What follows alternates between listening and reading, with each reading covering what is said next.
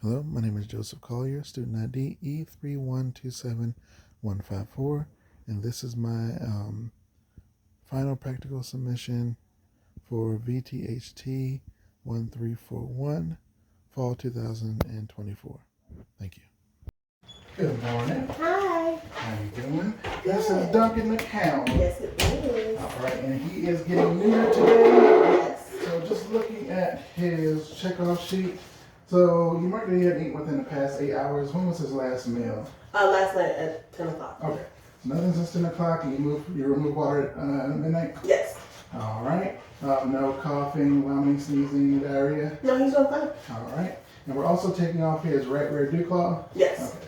Doing that now while he's young so it doesn't get caught on anything.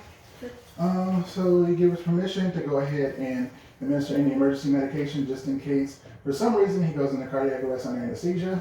You do know if anything changes under anesthesia, the first protocol is to give you a call. Okay. The doctor will be on the phone with you through the entire time, so if things looking grave or you change your mind, you can let us know over the phone in real time. And you also marked that you're going to leave it up to the doctor to decide if he needs sedatives post-operatively. Okay. Is he tend to be hyper, play, jump around? Yeah. Okay, so we might send him home with a 10-day course of trazodone, Okay. just to kind of keep him calm, make sure that he doesn't do a lot of stretching of that surgical site Okay. to prevent dehiscence. Okay. No dogs like to lick, so to make sure he doesn't get any scrotal hematoma, we'll probably send him home with an e-collar, one of those satellite dishes. Okay. And other than that, everything looks good. So the plan is you will drop him off with us today. Okay. We will go ahead and pre-med him in a few hours, and then he'll go home sometime this afternoon. Okay. All right, thank you. Okay, no problem. All right, so today I've got Duncan McHound. He is a 6-month, 2-week-old Rottweiler who's here for a neuter and a dew claw removal. So we have his cage card here. That's going to go on the kennel where he is. That way he has an identifier on there. Unless for some reason he eats it. I've got his travel sheet. This is the sheet that goes with him for the entire 24 hours today. The owner has filled out her drop-off information. So I've got his anesthesia consent form here. And what this covers is letting the client know that Duncan is here for a neuter and removal of one dew claw, and that they do want to pick up some more of his Simparica Trio. I'm acknowledging and understanding that there are possible consequences and subsequent risk of going under anesthesia. That we're going to run some pre-anesthetic blood work on him, place an IV catheter, and place him on IV fluids during and post-operatively, just to maintain his normal blood pressure and normal hemostatic balance under anesthesia. We do have on there, because we know it is a potential that if for some reason he were to go into cardiac arrest or any unforeseen emergencies were to happen, whether they want us to go ahead and proceed with life-saving procedures, or if they would like him to be a DNR and we not resuscitate him. They've given us permission to resuscitate him down here. Either way, even if they do check DNR, the procedure is to begin life-saving procedures and contact the owner as soon as possible, just to give them every single option. Also, down here it lists our hours, that we are open from 7:30 to 6 Monday through Friday, and that we do not have Saturday hours anymore. On this second page here, the client is acknowledging that she has withheld food for the past 8 hours, that no medications have been given. If so, she would list what medications the patient was on. The possessions that she's leaving in our care today are Duncan's leash and collar. Whether or not they want a sedative post-operatively, this is to help keep the patient calm and minimize any risk of him causing any injury or any damage to the surgical site. Hematoma, since he's a neuter, he can possibly get scrotal hematoma, or any dehiscence from him being too active. So she has indicated that it's up to the doctor to decide whether or not she wants any of these things done. And then at the very bottom, they sign, giving us permission for everything that's listed. It is automatically dated by us. with today's date, which is 11/13/2024. And then they leave their best contact number where they can be reached in case of emergency or to go over discharge instructions and give a pickup time. He also has his anesthetic log that is printed out. I will fill it out with the medications that are to be given today. So for his pre-medications, I'm going to give him ACE Promazine. Concentration is 10 milligrams per ml. I'm also going to give him hydromorphone.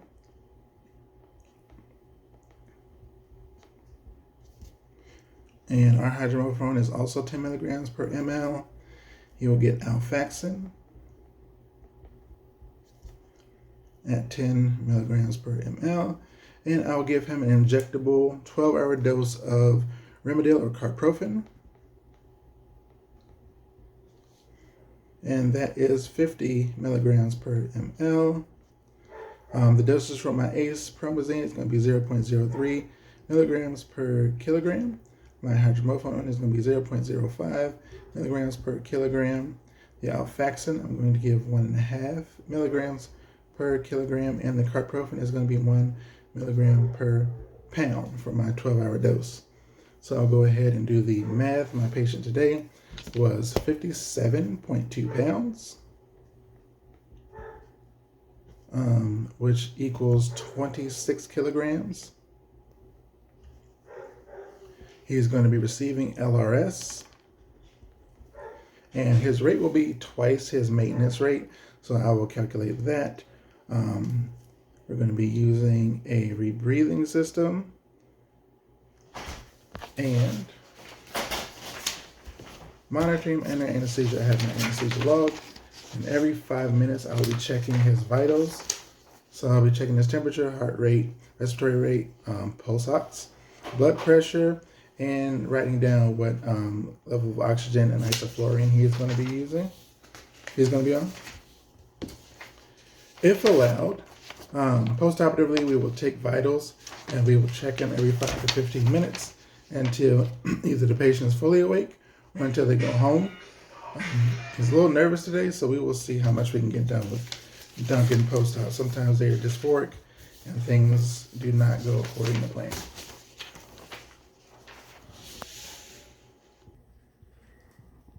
So I need to access my patient's chart. He is under the surgery column. I'm going to open up his patient clipboard just to make sure there's nothing that we need to be aware of. I will check to make sure that he is up to date on all of his vaccinations. He's had everything this year. I need to update this because he's had his annual wellness visit, but he's not due for any vaccines. There's any medications that he's on other than his monthly heartworm and flea and tick preventative. He's on Simparica Trio.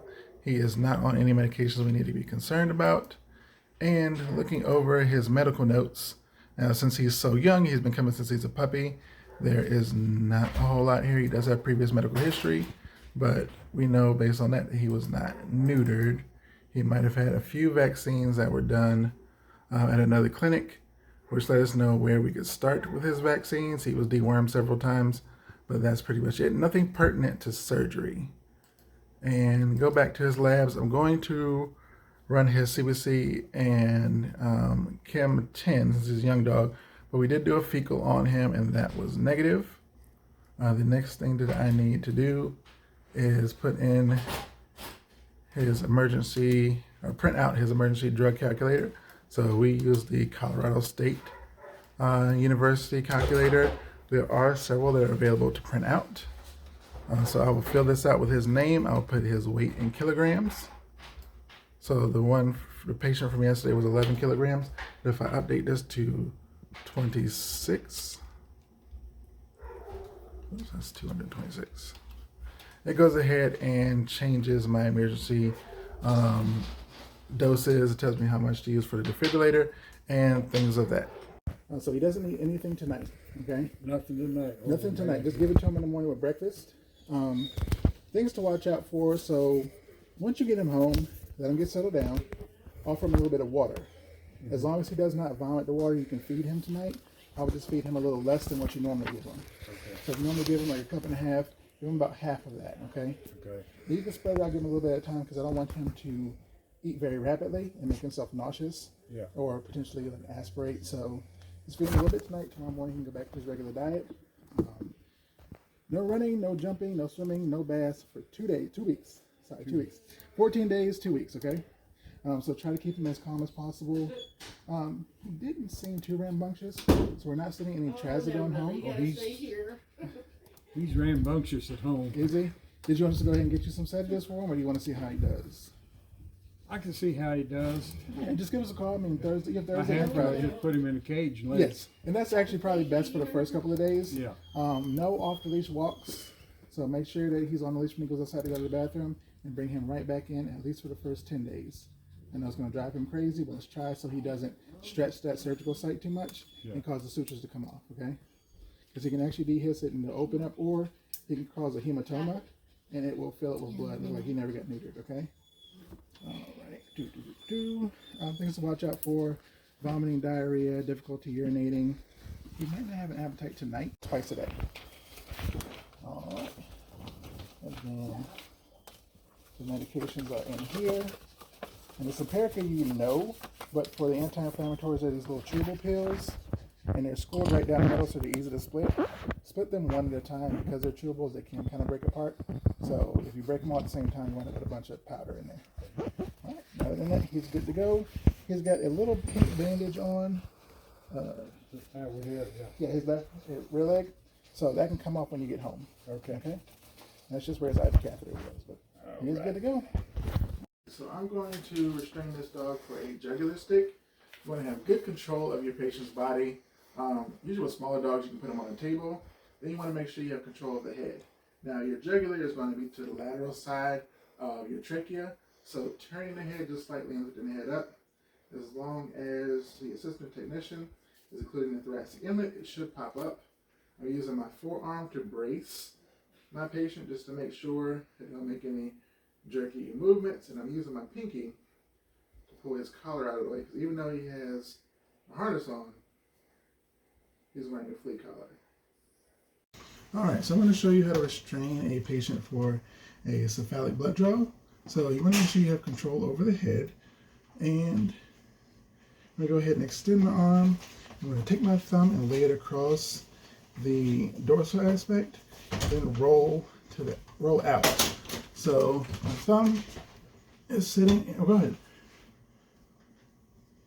It's sitting right in the crook of the arm. And so she used a little alcohol pad just because we don't want to stress him out by squirting alcohol on there. And you're going to help your technician isolate your vein.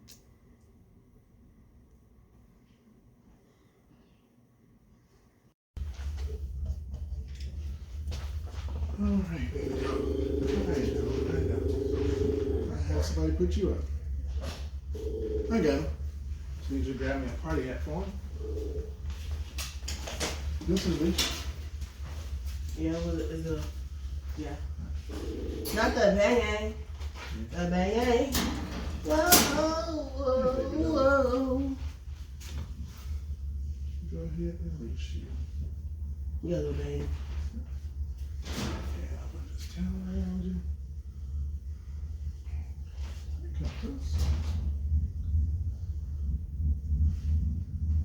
I got you, baby doll. Alright. Now let's go get some blood.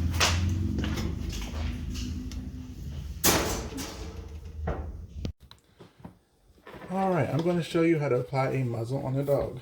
So this is Bruno. He is an 8-year-old Bichon Frise. He can be a little nippy, so you want to make sure that your muzzle is set up appropriately. So the top part is smaller than the part that goes around the mandible, and you want to make sure you loosen the strap so that you have plenty of room. And this right around your patient's nose. Gonna connect it behind the ears and pull tight.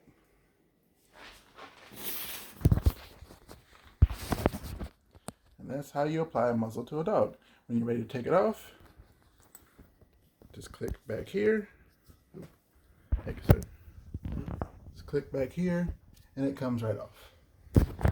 But since we're getting ready to get some samples from him, gonna leave it on for now.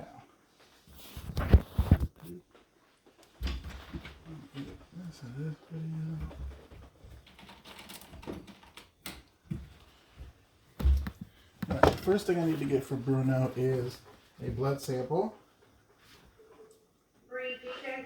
for his heartworm test. So my assistant is rolling off the vein. That's going to help the vein stand up. I'm going to use a little bit of alcohol. Uncap my needle. So we're going to open the cage just a little bit, just so I can get the pole in. Slide this around the patient's head. Make sure I keep the door closed.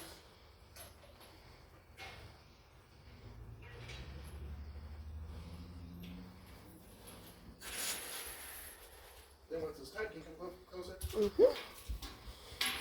Once it's tight, you can let the patient out. You have full control of their head and their body. So come on out, actually back a little bit because you're going to run toward him. But then we can do whatever we want with him. And then when it's done, just let him go. Alright, so we're going to get a TPR on this patient. Okay, sorry. So I'm going to start by getting her pulse.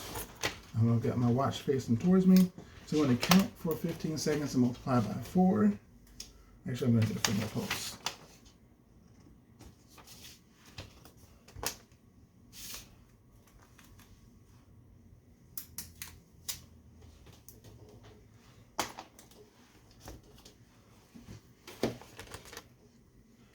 So about 120.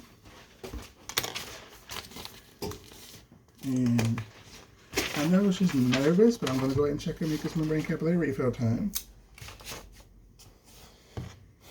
So they're nice and pink and the color returns within 2 seconds. And check her respiratory rate.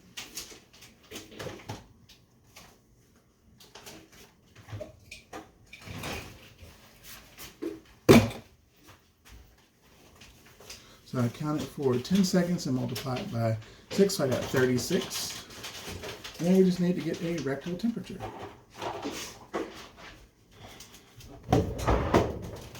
Get my lube and my thermometer.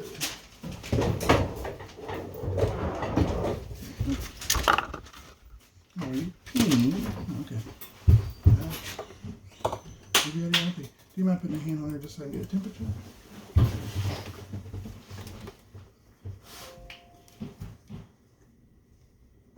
Alright.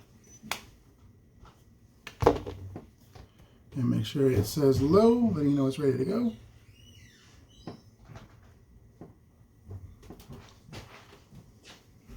And these quick thermometers take about 6 seconds.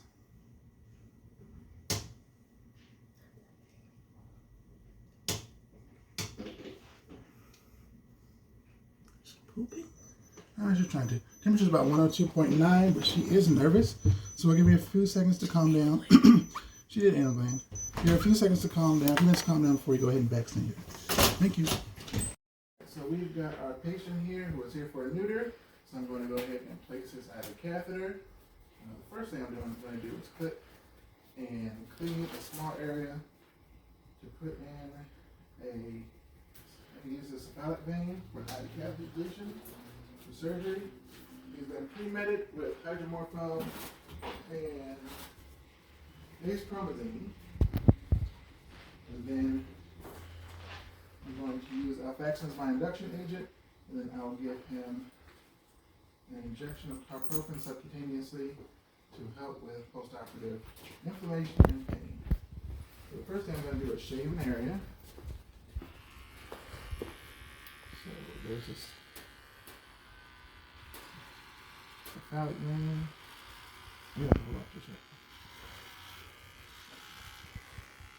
And to make sure I have a good, clean, sanitary field, I'm going to shave completely around the arm.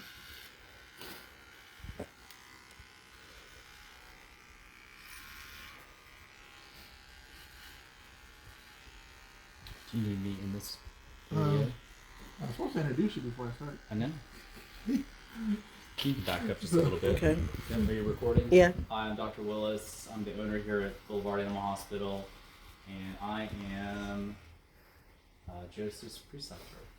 So, observing him do what he does well. Alright. So I'm going to do an initial chlorhexidine scrub. And let that sit for a few moments. And then I'm going to go ahead and do a scrub with some alcohol. And then I'll do another chlorhexidine scrub. Let that sit for a few minutes as well. I'll follow up with an alcohol scrub. And to make sure it's as sanitary as possible, do 2 to 3 scrubs. Typically do 3. Then one last with the alcohol. Alright, go ahead and roll off. I'm going to use an 18 gauge catheter.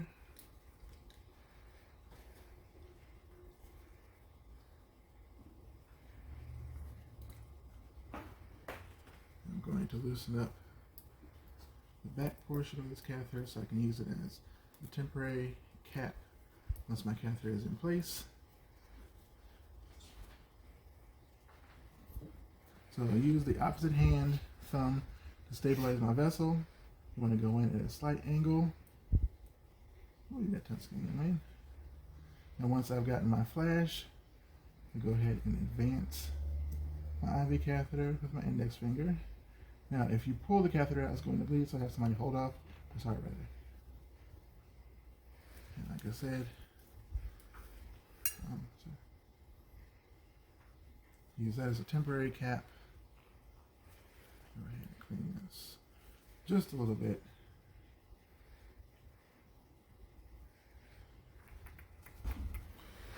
Piece of dry gauze. I made a mess.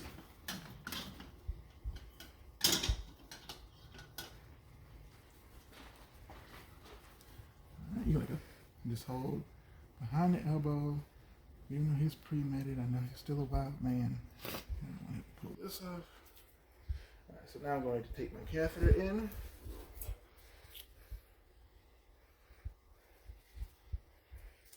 So I'm going to put a piece of 1/2-inch tape around the catheter itself and go to the point where the catheter is meeting the insertion point.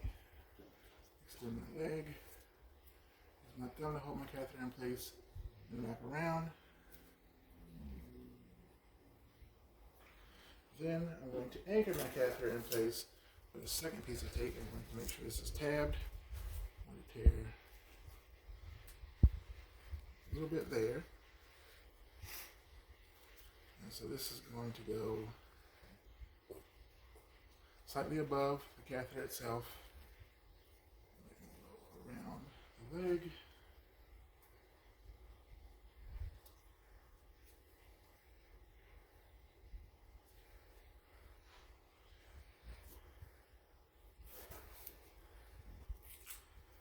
I'm going to additionally anchor it one more time. So I'm going to twist this piece. I'm going to slide it up underneath my catheter and then crisscross to hold it into place. This way, even if my patient wakes up dysphoric, flailing around, or if he moves around the kennel, this catheter should not slide out. Apply a little bit of pressure. If he were to be hospitalized for a longer time, I'll use a cotton wrap to provide a little bit of cushion between the vet wrap and his arm. And since he will only be in the hospital for today, and will be leaving a few hours and is only receiving fluids during and post-operatively, because he was a little rambunctious this morning and did not calm down until he was pre-medded. I have my scissors too. You're fine. Yep. Yes, yep.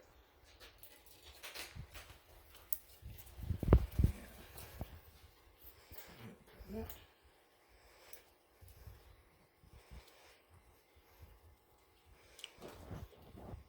And you might put some pressure right there. I'm going to go ahead and take this temporary cap out and put the cap on there until I get him into surgery and attach him to his IV fluids.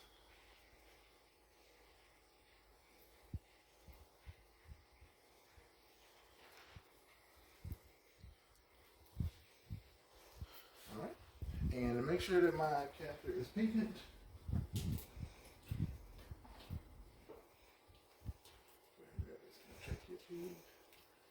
get a little flush.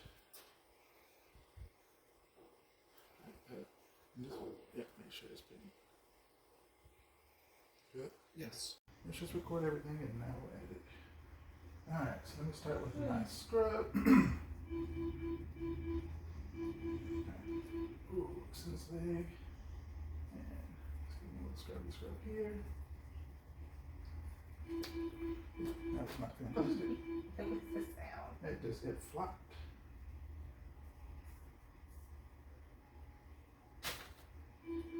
Let's do another chlorhexidine.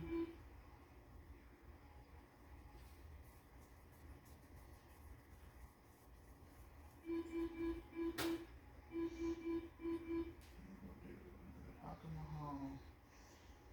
Nothing sticking to good. I think that's all one.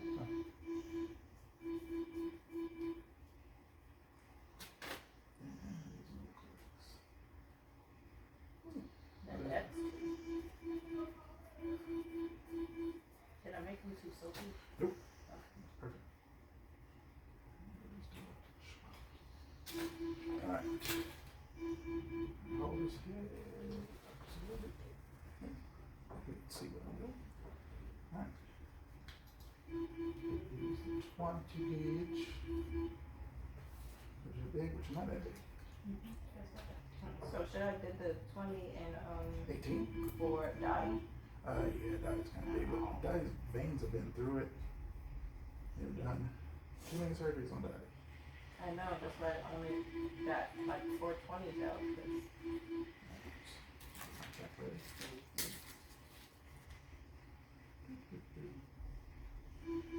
Alright. Roll them out.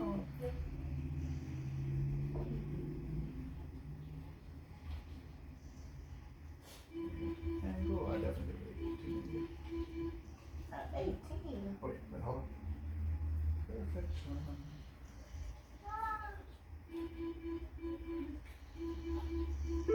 Hold behind the elbow. Let's get this one in place.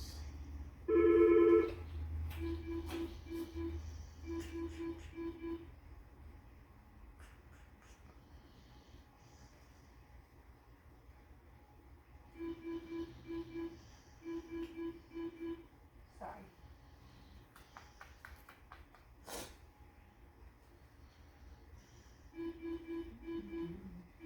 Just enough.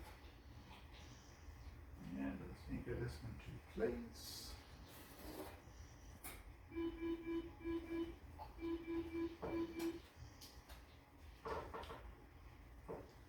She's nauseous or again nauseous, but you still have Serena on board from yesterday.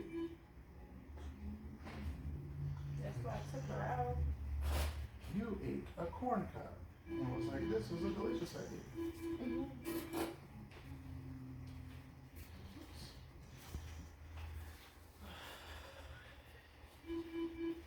You okay?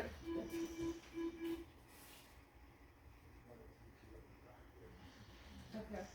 So Bree said when Dottie went outside to use the bathroom to defecate, she was able to see the mask. Oh, I took a picture of it.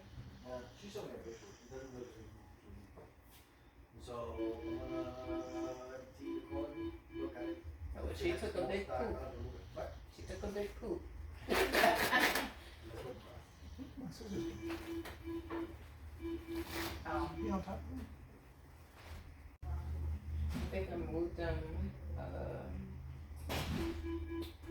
Or did she take him to do the coffin? Oh, I think she did that. She was using those. She got up to Cam. What are we doing again? We were gonna take him out the burial box. Oh, I thought we already did that. He's just Oh. This should be a copy for it. Alright, let's flush this, make sure it's patent. We're gonna get you down, my friend. Air bubbles out.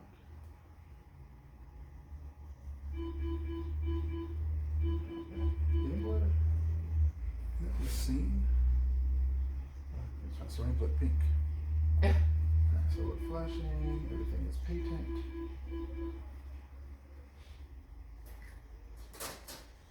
Alright, clean up a mess. Get rid of my sharps. And sir, let's get you sleeping. So go ahead and get that one got back.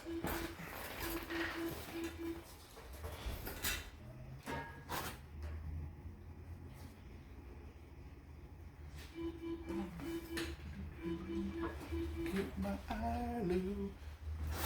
And better somebody who wasn't pretty for the sharps. You tend to go right to water. This one back here. It's a big one. Does it matter? It's supposed to be 3cc. Oh. I'm believe this is 5 because I don't have a 3cc. But yeah, it has grown legs and walked off. Yeah, I do have. Other syringes in the cup holder. Give him his Alfaxin. No, I didn't have budget, so That's a great. for him. Yes.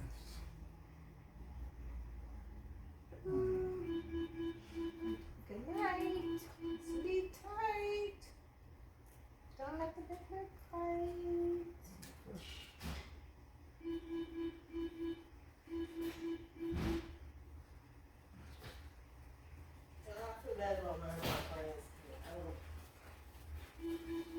My friends will watch the baby.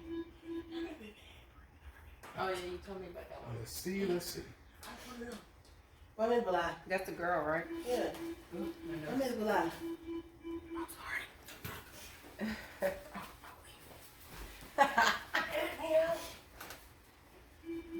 Let's see. Goes down.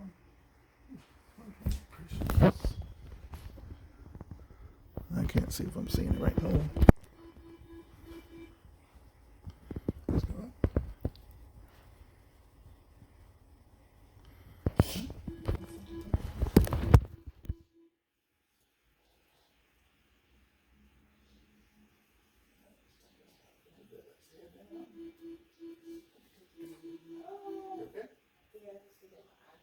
Goobers. Freshly becoming a bully. What? Yeah, I get the eyebrows all the time.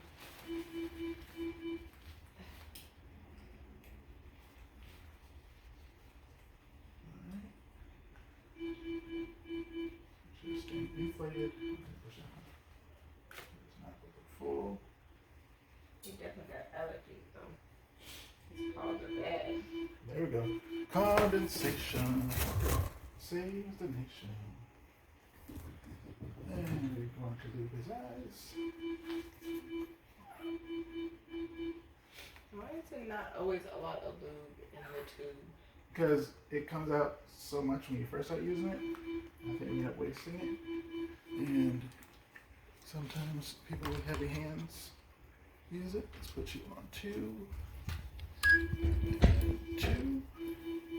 And give you your ibuprofen. So, so cute.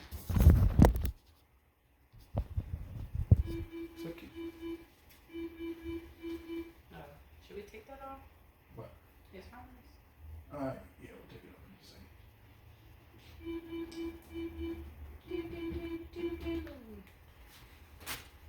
Alright, let's stop this for a second. Alright, so I'm going to place an IV catheter in the lateral saphenous vein. So, just like placing a cephalic IV catheter, first thing I'm gonna do is go ahead and shave, and then scrub the area. And for any IV catheter, I'm gonna go ahead and shave all the way around.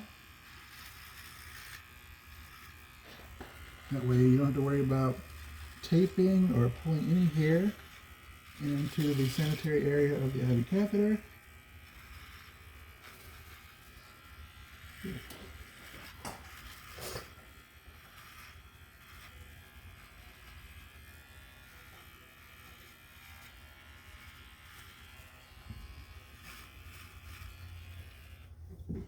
Adjust my light. All right, and the first thing I'm going to do is do a scrub with the chlorhexidine. Get all that out of the way and do an additional one. And just like with surgery prep, as soon as you touch hair, go ahead and stop. And make sure you're not rubbing any hair into what's supposed to be sanitary or sterile. I'll do a wipe with alcohol.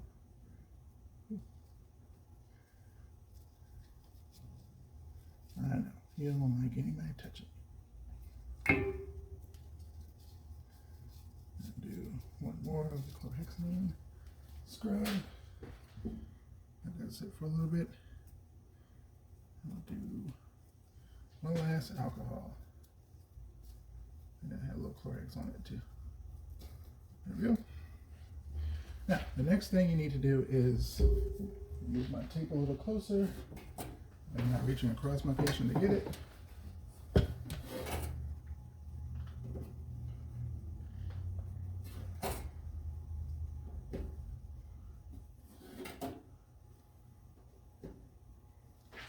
And get my bandage scissors.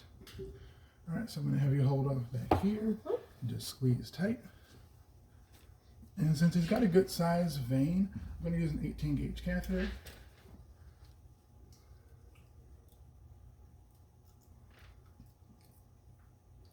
Now, the cephalic vein does curve just a bit right here. So I am going to go in at an angle, make sure that my bevel is up.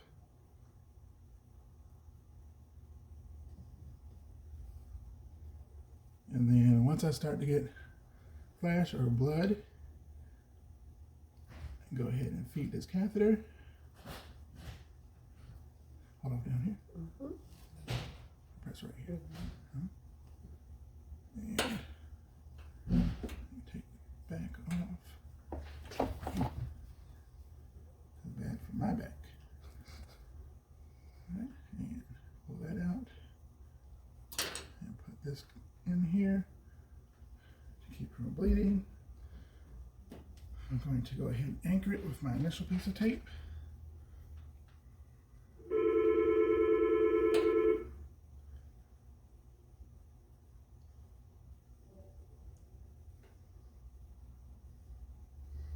So I'm taping my catheter in, and then I'm going to use a piece of 1-inch tape to anchor it in position, and while holding my catheter in place so it does not slip. Now, because there is this little bend in the back leg, you want to make sure that you press, because it's not in the same position it would be if it were a cephalic. And that little divot can cause problems, especially if your patient is mobile. So anchoring it in place with this piece of 1-inch tape is even more important.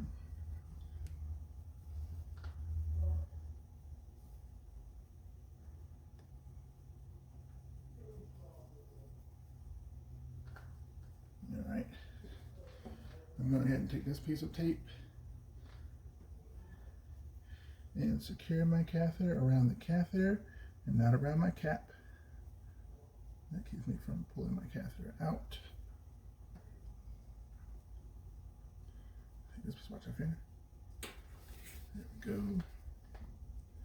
And all the way around. And slide this up. Now I can go ahead and put in the cap inside the catheter. I'm going to head off right here. And I'm going to disconnect this. connecting or reconnecting, you always want to hold your catheter in place just in case it might slip out. Oops. If you happen to drop anything, get a brand new one. Don't get anything off of the floor.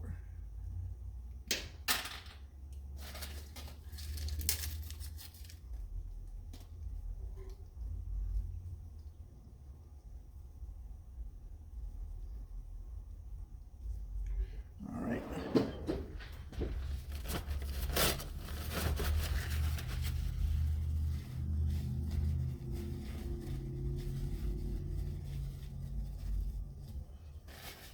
You can go in there, I'll just hold this like this here and pull it back.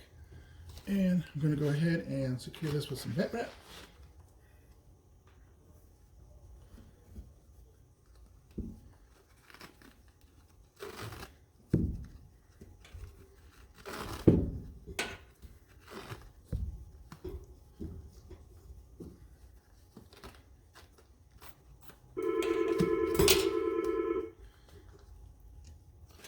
All right, I'm going to flush it with some sterile saline, just to make sure it's patent. Where am I supposed to feel it? The way the vein wraps around, you'll feel it back here. I'll also try to get blood back. Yeah. All right, yep, and I'm getting good blood. All right, for this patient here, he's also going to get an injection of Cytopoint, which is a medication for his allergies.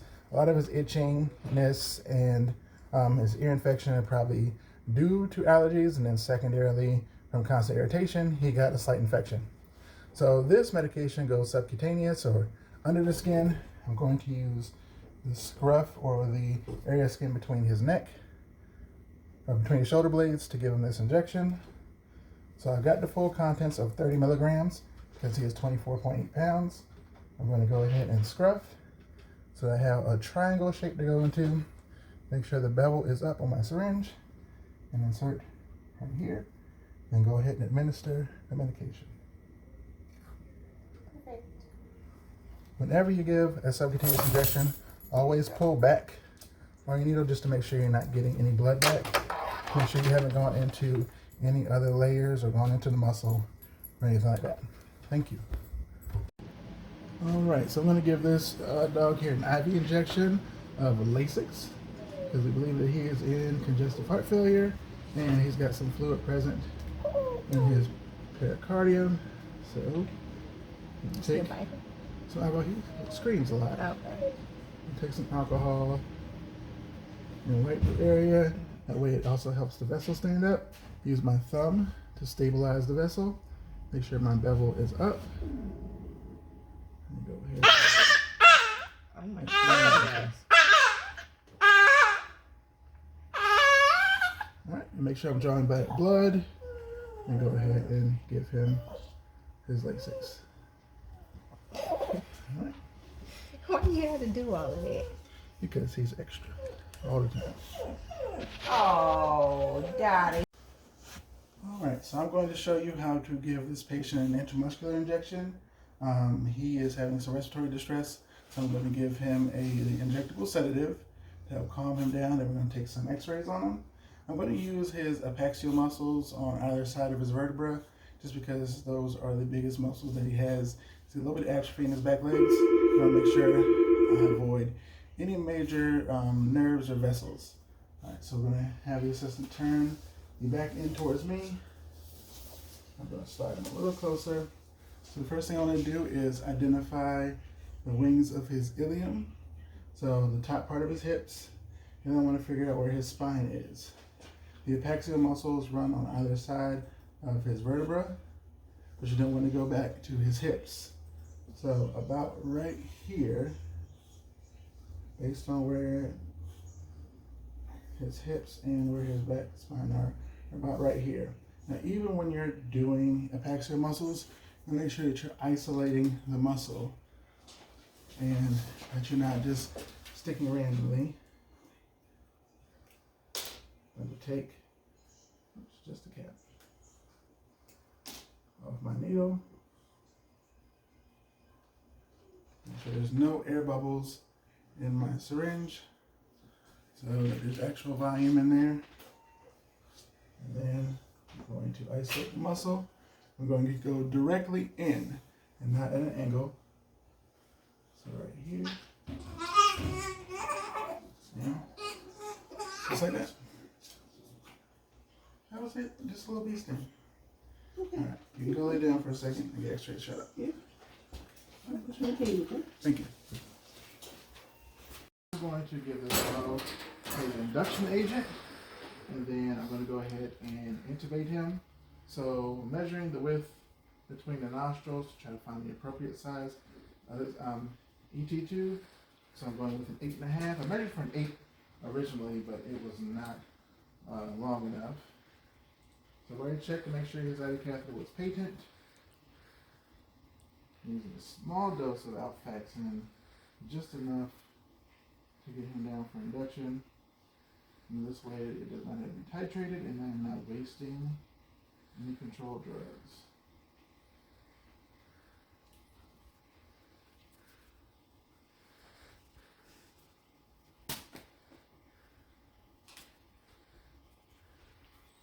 Alright.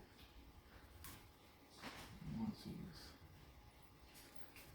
sedated, he's no longer lifting up his head. I'm going to go ahead and hold off behind his canines. Just head up. Going to use my spotlight. Take my laryngoscope and go ahead and fold down the glottis. A little longer, but we'll just head up. Alright, once that is down, I'm going to insert my tracheal tube. I can remove my laryngoscope. Close that, turn the light off. And insert about a quarter way. Go ahead and take this. What are we doing? I go ahead and move your hands and drop his head.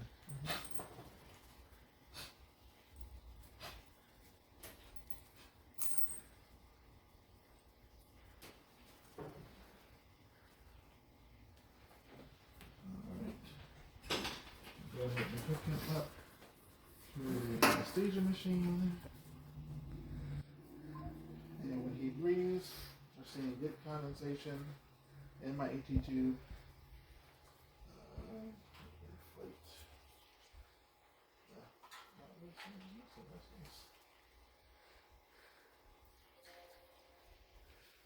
Inflate his ET tube. You don't want to overinflate it. Just enough so it is occluding his trachea so that he's not breathing out. I'm breathing around the isoflurane. And make sure that it's holding pressure. Go ahead and turn it on. The oxygen first. And stop filming. I'm going to go ahead and lubricate his eyes. So just enough lube. I do not want to touch the lube tip to the eye. But since he is sedated, well now he's anesthetized, he's not going to have the reflexes to go ahead and blink. We'll count this. And go ahead and get him on the pulse oximeter. So we can read his oxygen saturation and his pulse.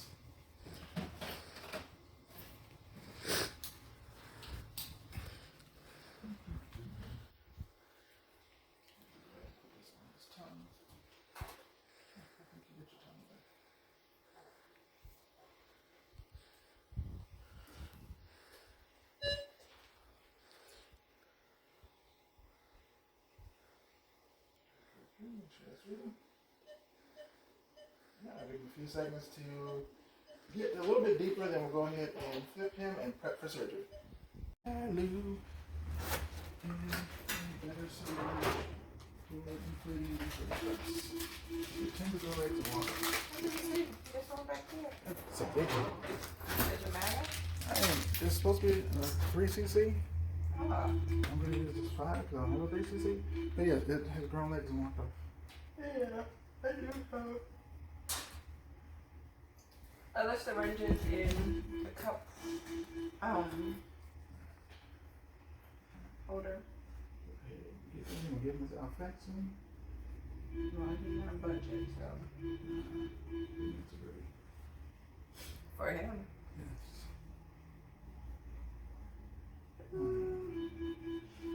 Good night. Sleep tight. Don't let the big bird fight.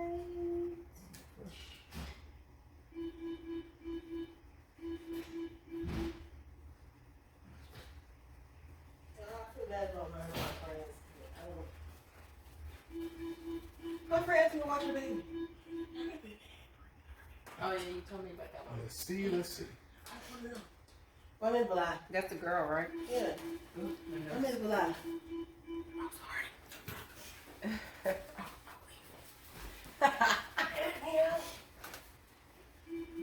Let's see.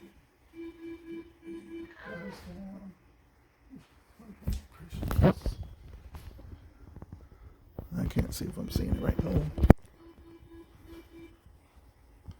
Let's go up.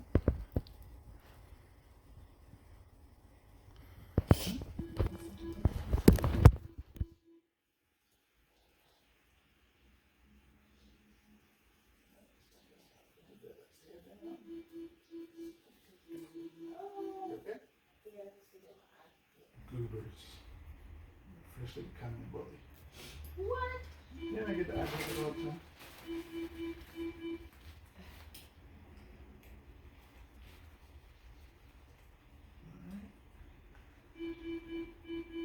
Just inflated.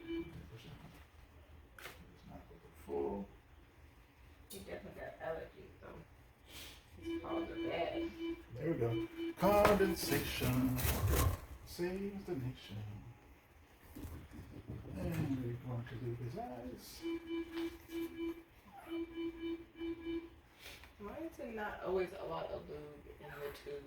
Because it comes out so much when you first start using it, I think we end up wasting it. And sometimes people with heavy hands use it. Let's put you on 2. And 2. And give me your ibuprofen. So, so cute.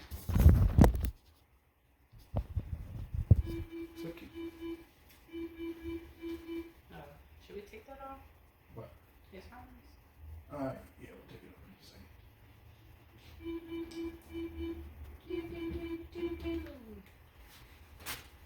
Alright, let's stop this for a second. Oh. Alright, so he's here for a neuter. We're going to do a pre-scrotal incision, but just to make sure he does not urinate into the surgical field, I'm going to go ahead and try to express his bladder. I know he peed before he came, so his bladder is not that big, and then he peed after I pre-medded him. But essentially, you... Damn. Oh, there we go. You got it? I ain't gonna get that off. Alright, I'm going to show you how to prep an abdomen. This patient is getting an abdominal explorer because we believe that he ate a corn cob on Sunday. It is now Friday. He stopped eating Monday, started vomiting. Monday has not had any stool, no diarrhea, nothing, and has 0 appetite.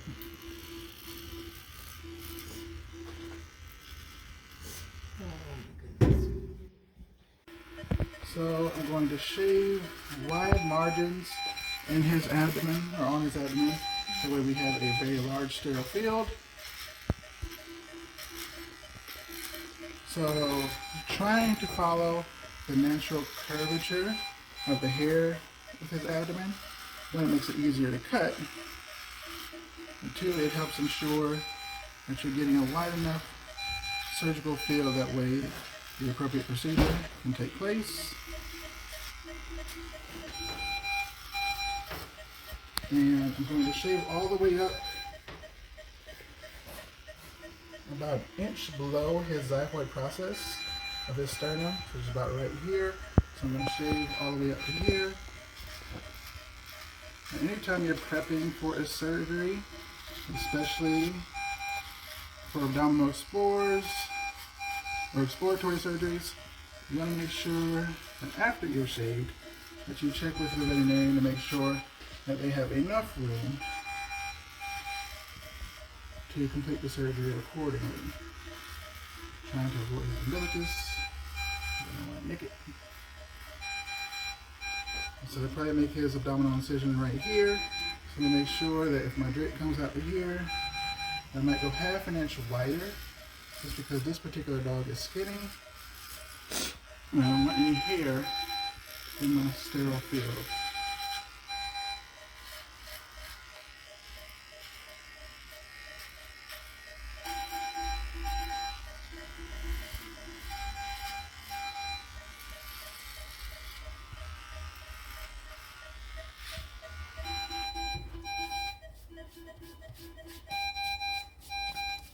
It's always good to have a vacuum, or you can also use a lint roller to get all the excess hair off.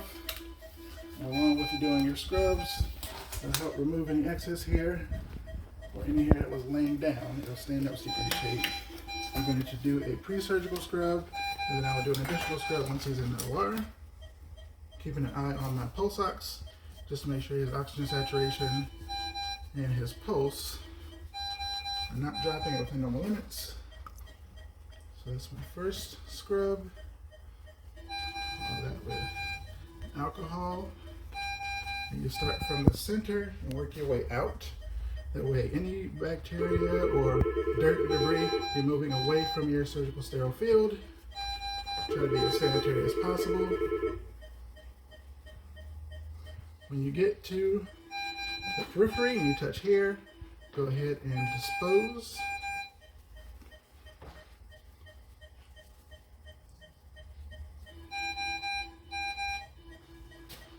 And I'll do one last scrub.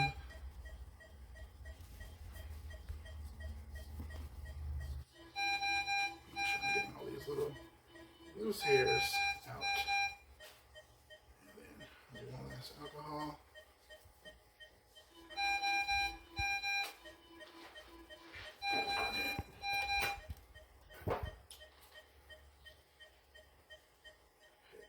Place that there. That way no additional hair falls into the sterile field while we're moving it. Stop.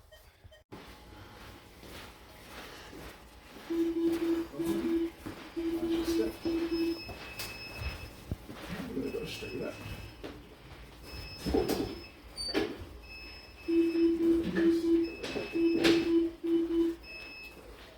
And you can stop.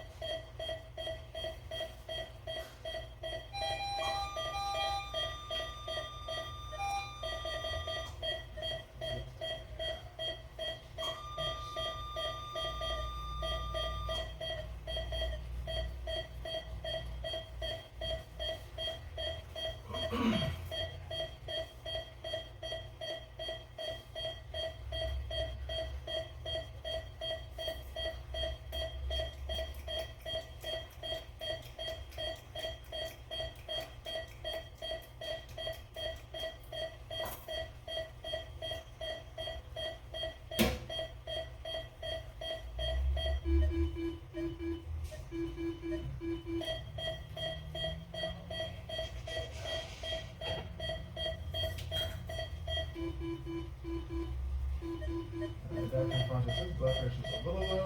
Okay. He's on 2 on 2. 22? Yes. I don't want to turn it down too much. I don't want to wake up on the table. Did you give him a bolus? Yes. How much? And give him. He's 49 pounds. Sorry? He's 49 pounds. So he is 21 kgs. He's not 100 bolus.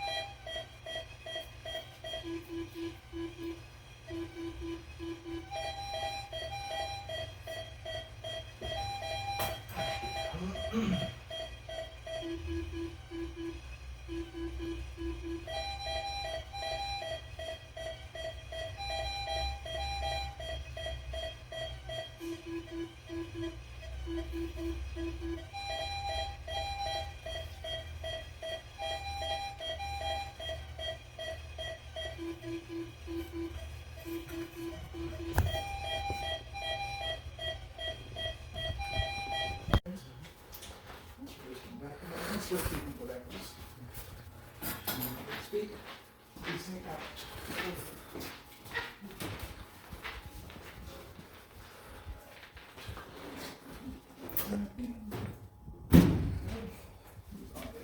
Plated.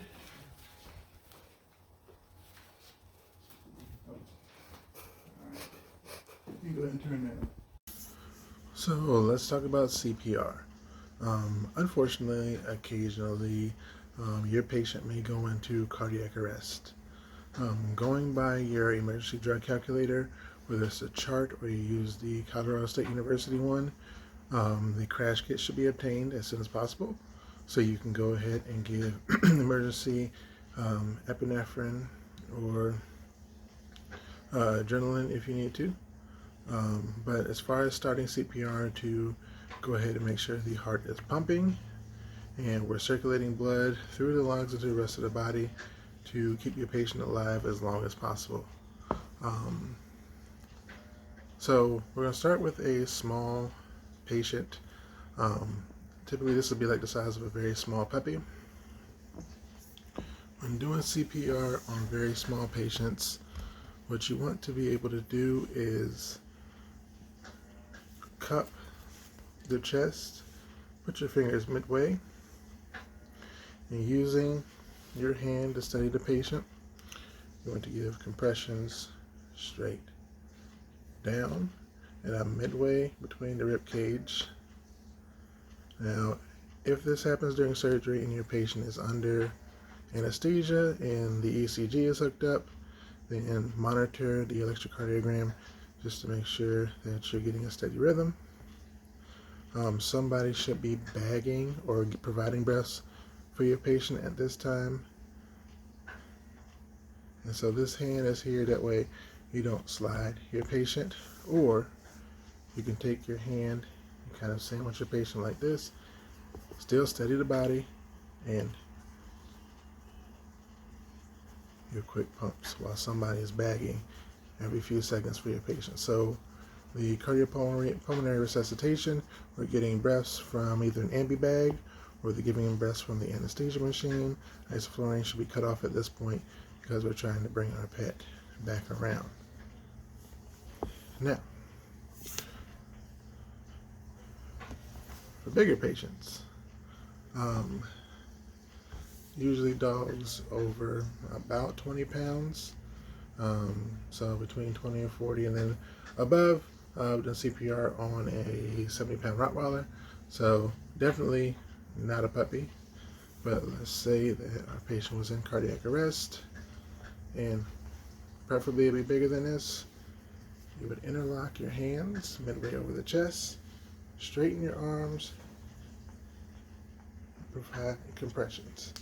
You're not bending your arms, but you're going straight down. And you're providing compressions every couple of seconds. The normal heart rate is usually around 100 beats per minute. And sometimes while giving compressions, the heart rate might read higher than what is normal. But what you will find out is if you stop providing compressions, you will see the heart rate drop immediately. This is done until you start to notice that your patient is coming around. Either you're able to maintain a heart rate of their own, they begin breathing of their own. Unfortunately, sometimes when you're doing compressions, you may accidentally break a rib.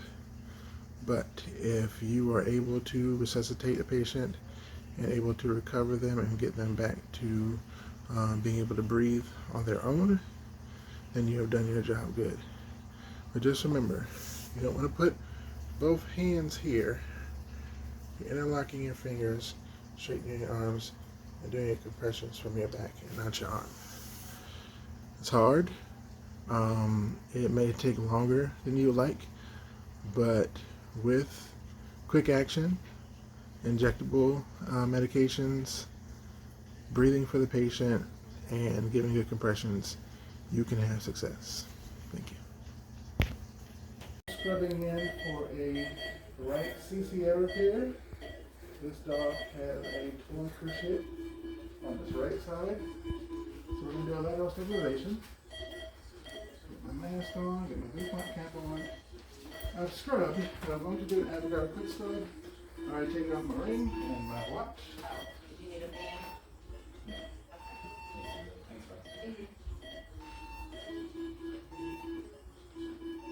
And just as if I was stuffing with soap, get onto all surfaces, and at least up to my forearm, on both sides, in between my fingers and my wrist. Now I've done a quick scrub, hands have to stay up. Face is not considered sterile.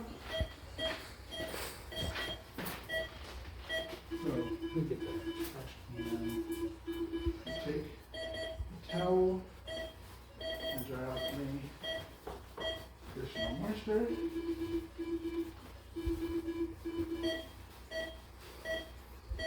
I'll take my surgical gown, only grabbing the inside, right up.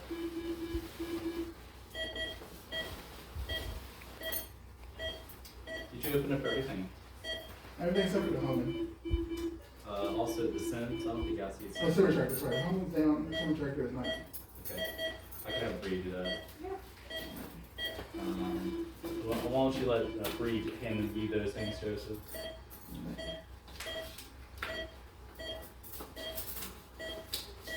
Make sure you pour your gloves over the sleeve. Not this hand is gloved and sterile. I can touch my regular a little more, just don't touch my hand. Or anything that's not covered. Over. And over again. These ones, correct? Right there. You're gonna have those to Joseph, okay? He's ready. Mostly ready. Oh. Definitely.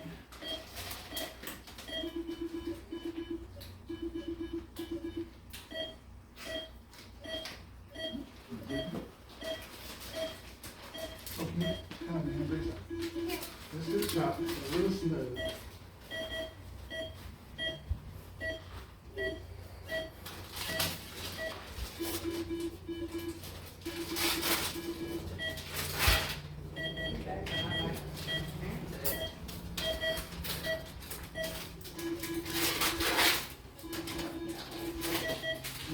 Are you gonna hit the go or are you going with the Simmons? I just need to stand. Okay, this should be for now, yeah. Maybe one thing. Should I bring these with me? You can set them down there by the paper. Perfect. You can do me one favor. Can you pinch my nose? Yeah, sorry. Can you move the bottom down? Perfect. Yes, ma'am. There you go. Oh, I was trying to cover your beard. You want to put a stitching blade on there for me? I'm not quite yet. Okay. You get all the instruments from her? Everything that you need for right now, yes. Yes. Good? Yeah, we're good. Oh, shit. Okay. I would have been talking. Patient's front legs down. Crisscross the front legs to conserve some of his body heat. I'm going to go ahead and get it hooked up to the ECG. We have a 3-lead system.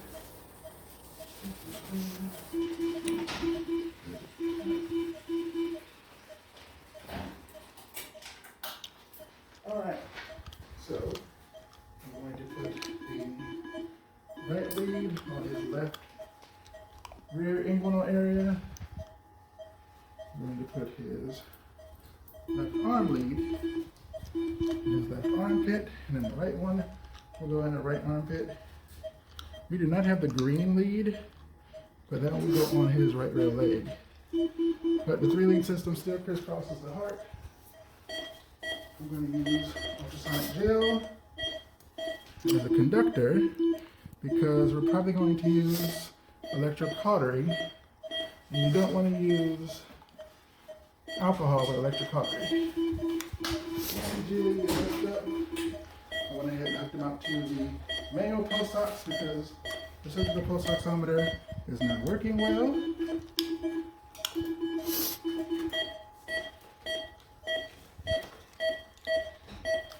Let's see. Five cuff. His front right arm. Because his catheter is in his left rear leg and he has a Dupont mobile on his right rear leg.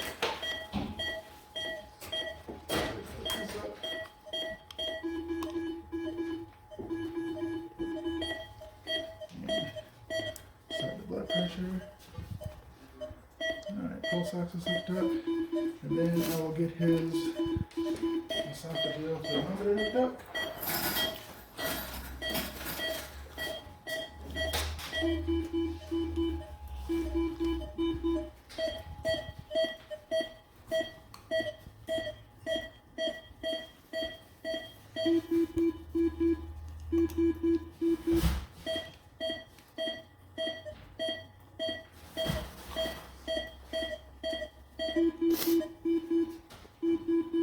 Alright, and it's starting to read his body temperature.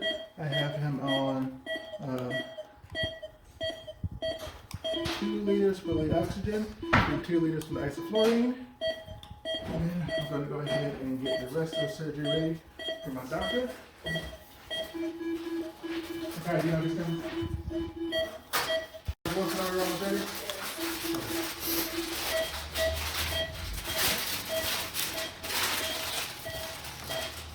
For the surgical gown, I'm just going to open up the top layer. So we're just pulling by the tab. So now go ahead and open up his gloves.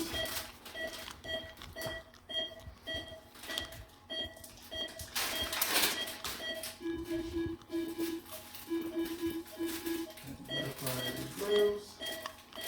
Open the top and the outside. Pull down the bottom.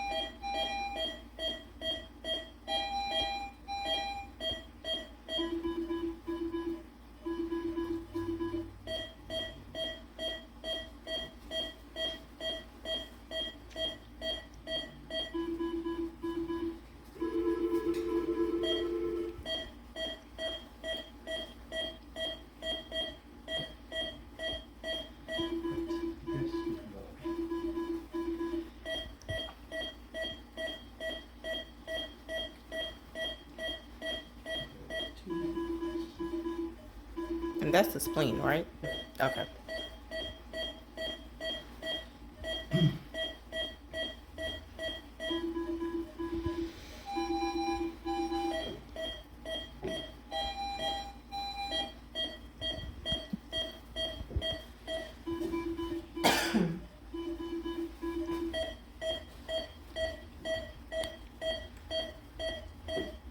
Mine should be good. Hmm? I said mine should be good. Turn it off.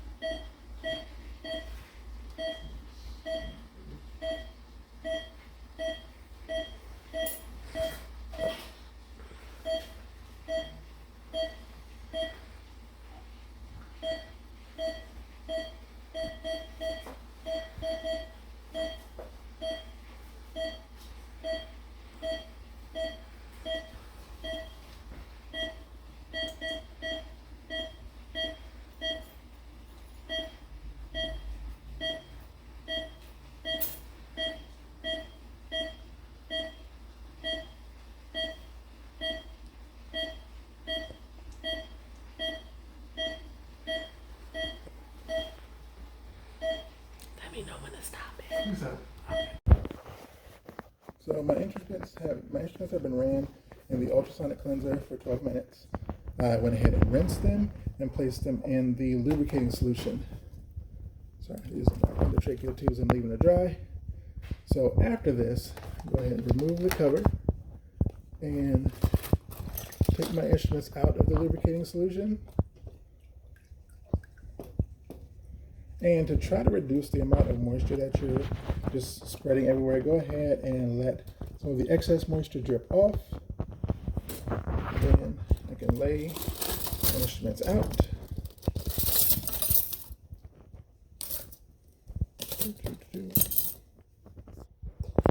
Go ahead and close this back up, especially if you're going to use it multiple times a day. It should be changed, if not daily, weekly, depending on your surgery schedule, but you don't want to leave it for too long because then it starts to build gunk and it is no longer a good solution to have your instrument sitting in.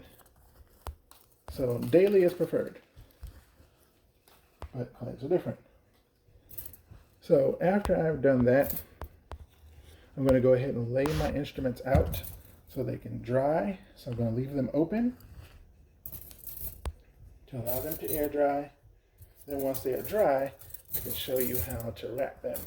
So right now I'm organizing my instruments by type. So I'm putting my towel clamps together, my medicine bombs and utility scissors together, my needle driver together, my forceps together. That way everything is somewhat organized. That intention is that if someone were to come behind you, they wouldn't have to search for the instruments that are supposed to be in each particular pack. They should already be there and be together. And that avoids instruments not being sterilized with their pack and having to be wrapped separately, potentially losing or not being able to account for all of your instruments. So our general packs usually have 2 or 3 types of scissors, depending on whether it's a large or small pack. So I've got medicine balms, sharp blunt and sharp utility scissors. I've got 2 mosquito hemostats, and I've got 2 Kellys and 1 Carmalt Olsen-Hagen needle drivers, 4 towel clamps, round Adsons, and rat tooth forceps, my Alice tissue forceps, and 4 towel clamps. Now what's going to go into my pack is my internal indicator strip. So we have the OK strips. Right now everything is tan or cream colored, but once steam sterilized appropriately, the whole thing should say OK and the line should be completely full. So leave these to dry for a few minutes, and then I'm going to show you how to wrap a pack. Another important task to know how to do, or know how to do efficiently, is how to go ahead and place on and take off a scalpel blade. So the only things you're going to need for this is, of course, your scalpel blade handle and a pair of hemostats. I work better with mosquitoes, and it might be a little easier when handling a blade. So during some procedures, you have to use multiple blades or just one. And if you're a scrub nurse or scrub technician, you should probably know how to put on a surgical blade. Place that back there because it's not how I meant to grab it. So grabbing your blade by the handle, on the inside of your scalpel blade handle is a notch and an angle. So the blade can only go if it's lined up with the angle. So you see the base of this blade has to line up with the angle on this. So if that doesn't work, then you probably need to turn your blade around, making sure to avoid the cutting surface. And of course, if you're putting the blade on your scalpel blade handle, you're gloved and you're considered sterile. So you want to slide this down, and it's going to lock when it's in place. So ensuring that both of these line up accordingly, so the angle should match, and you're going to go ahead and slide this down, and it's going to lock right into place like that. So now you have a fully functional scalpel blade and handle, and when it is time to take it off, you grab it by the bottom here, and you're going to pull out and push up just slightly. That pops it out. This can now go directly into the sharps container, and you make sure whoever is cleaning up the surgical site or your surgical suite does not get pricked with the scalpel blade. So make sure you check before you begin to tear down or deconstruct or clean surgery, those words used interchangeably, that there are no scalpel blades or needles hanging around. And that's how you keep yourself safe. Thank you.